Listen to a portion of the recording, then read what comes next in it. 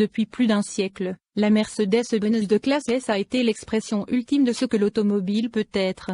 À maintes reprises, ce véhicule a été à l'origine de nouvelles normes en matière de confort, d'élégance, de sécurité et d'innovation. Et s'il y a une chose qui définit notre approche de cette icône, c'est la certitude que nous n'aurons jamais fini de la perfectionner.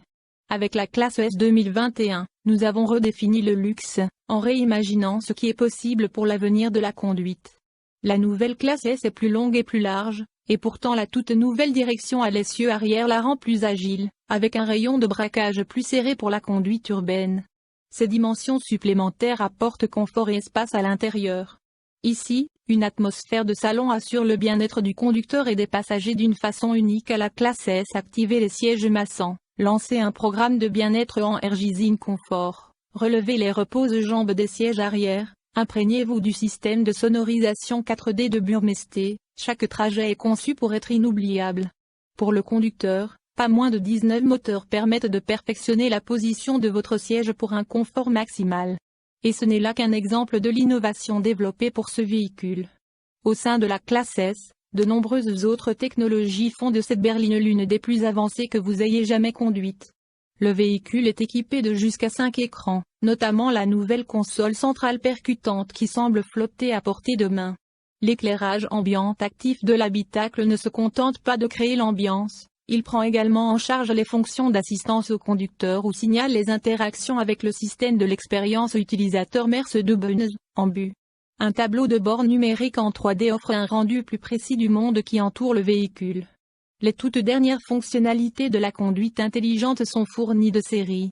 Et en parlant du AMBU, il a maintenant une moteur turbo 6 cylindres en ligne de 3,0 litres avec EcoBoost, S500, moteur V8 biturbo de 4,0 litres avec EcoBoost, S580, 429 chevaux et 384 et le BPI de couple clause de non-responsabilité, S500, 496 chevaux et 516 et le BPI de couple, S580, EcoBoost fournit 21 chevaux et 184 et le BPI de couple supplémentaire. Transmission 9 G-tronique à 9 rapports, traction intégrale 4 matic dynamique select direction sur l'essieu arrière en option. Les tout derniers systèmes d'assistance à la conduite, assistant de régulation de distance distronique actif, assistant en cas d'embouteillage actif, assistant directionnel actif, avertisseur de limitation de vitesse actif, freinage d'urgence assisté actif avec fonction carrefour, assistant directionnel pour les manœuvres d'évitement avec freinage d'urgence assisté et changement de voie actif,